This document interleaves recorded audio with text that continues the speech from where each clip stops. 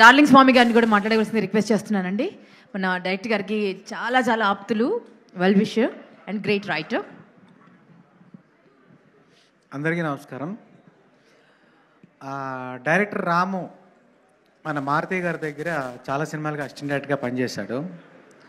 So ఎప్పుడు కలిసినా నవ్వుతూ ఉంటాడు, అంతే, ఏం మాట్లాడేవాడు కాదు. సరే సినిమా ఓకే అయిన తర్వాత కథ ఒకసారి చెప్తానని చెప్పాడు, బట్ నాకు వినడం కుదరలేదు. సో బట్ సినిమా అయిపోయిన తర్వాత నాకు మారుతి గారికి సినిమా వేసి చూపించాడు. చాలా అద్భుతంగా తీశాడు సినిమా. ఏంటి మన రామోయిని ఎంత బాగా తీసాడు అనిపించింది. ఆ లవ్ ట్రాక్ నిజంగా ఒక 4-5 లవ్ అఫైర్స్ నడిపినట్టు తీశాడు సినిమా అంతా. ఆ లవ్ ట్రాక్ అంతా అంత అద్భుతంగా ఉంది. సాంగ్స్ దగ్గర నుంచి అన్నీ కూడా చాలా బాగా చేశాడు. నెక్స్ట్ అందులో కూడా మంచి థీమ్ అండ్ మంచి మారల్, ఒక ఎయిమ్ హీరోకి అవన్నీ పెట్టాడు. అంత అద్భుతంగా వస్తుందని అనుకోలేదు. డెఫినెట్గా అది మంచి సక్సెస్ అవుతుంది.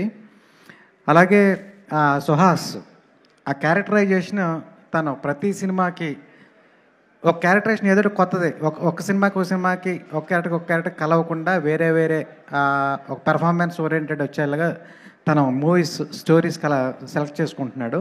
సో తన క్యారెక్టర్ కూడా చాలా అద్భుతంగా ఉంది. సో అమ్మాయి హీరోయిన్, ఆ అమ్మాయి కూడా అసలు నేను హీరోయిన్ అంత బాగా చేయడం ఈ సినిమాలో అదే ఫస్ట్ నేను చూడడం. అసలు ఎవరు ఈ అమ్మాయి అని అడిగితే సో మలయాళంలో జో అనేదో సినిమా చెప్పారు.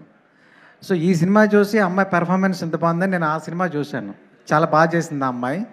సో ఆ అమ్మాయి వల్ల చాలా అద్భుతంగా సీన్స్ అన్నీ పండాయి. ఇక ప్రొడ్యూసర్స్ అండ్ కెమెరామెన్ మణికంఠన్ గారు, అసలు ఆ విజువల్స్ ఎక్స్ట్రాటరీ విజువల్స్, సినిమా అంతా కూడా కట్టిపడేసే విజువల్స్ ఉన్నాయి. ఒక రతన్ కొరట ఆర్ఆర్ కూడా చాలా బాగుంది, మనసుకు హత్తుకునేలా చాలా అద్భుతంగా ఉంది. ఇక ఈ సినిమా మన ప్రొడ్యూసర్స్కి అలాగే మా రాము తొలి ప్రయత్నం చాలా పెద్ద సక్సెస్ అవ్వాలని మనస్ఫూర్తిగా కోరుకుంటున్నాను. 11th తారీఖున అందరూ చూసి చాలా హ్యాపీ ఫీల్ అవ్వండి. All the best to team. Congrats. Thank you so much అండి. అండ్ ఈ సినిమాకి